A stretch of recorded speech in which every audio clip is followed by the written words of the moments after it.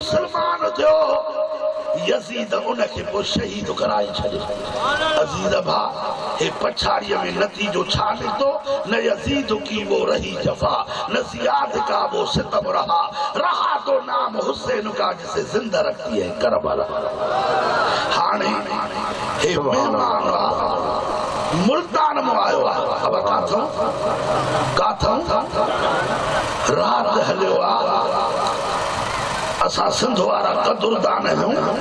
असां हितां जा आहियूं पर पंहिंजी मर्ज़ी असां न। वरी मुंहिंजो उस्ताद हूंदो न से कॾहिं ज़िंदगीअ में कंहिंखे न चई त हीअं जा हुआ। अॼु न त सम्झो था पाण खे त वक़्तु कहिड़ो आहे। बसि अलाह साईं हिन तलब में हलाए ख़ुदा ताला सभिनी खे सम्झ ॾिनी आहे। अब हाया सो हाणे हिन मुल्तान वारे आलिम जी ख़िदमत कंदो।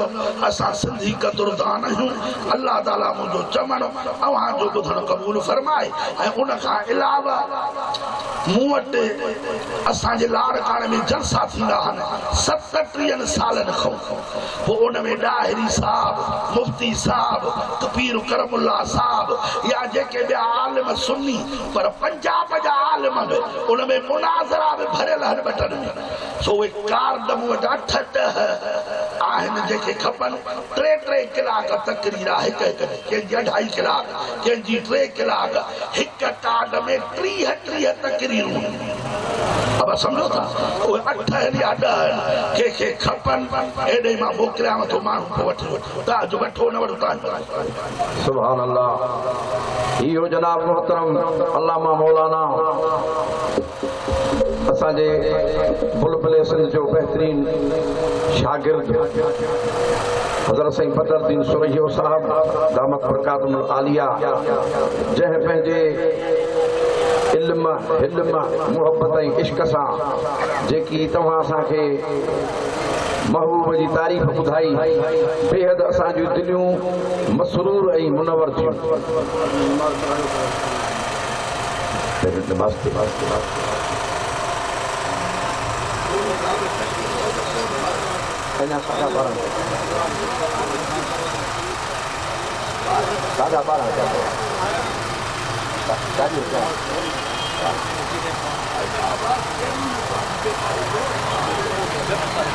सुभान अल्लाह।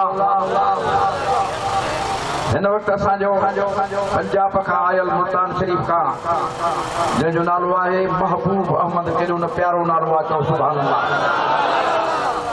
यौम हुसैन जे हिन अज़ीम बरकत भरे पिंडाल में जेकी तव्हां सां मोमिन गॾु थिया उन्हनि खे ख़िताब लाजवाब फरमाईंदो ऐं असांजे दिलनि खे मुस्तफ़ीज़ ऐं मुनवर फरमाईंदो। हिन वक़्तु टाइम नमाज़ जो बि थियण वारो आहे। आज़ान अचण में बाक़ी 5-10 मिंट आहिनि। बहितर इहो आहे त नमाज़ पढ़ंदासीं त उलमा इकराम खुली दिलि सां असांखे तकरीर करे ॿुधाईंदा ऐं असांजो इंतज़ाम बि उन खां बहितर हलंदो जो असां कंहिं सुठे पंहिंजे महिमान आलिम जेको ख़तीब लाजवाब हुजे उनखे ॿुधूं त इहा हुणकुड़ इहा बि न हुजे जो असां नमाज़ पढ़ियल न हुजे त हर पिया घड़ीअ ॾे ॾिसूं त यार जेकर नमाज़ पढ़ूं आहे त जेकॾहिं अचो त अॻु में ई नमाज़ था पढ़ूं। आज़ान ॾियूं था, वक़्तु थी चुको आहे। तव्हां बराए महिरबानी नमाज़ जी बि तयारी कयो। आज़ान अचे थी, नमाज़ पढ़ण खां पोइ वधीक बाक़ाइदा सिलसिलो हलाईंदासीं। सुभान अल्लाह।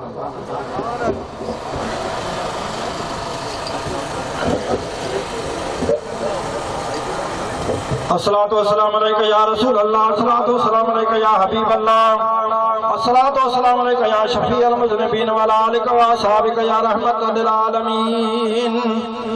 अल्लाहु अकबर, अल्लाहु अकबर, अल्लाहु अकबर, अल्लाहु अकबर।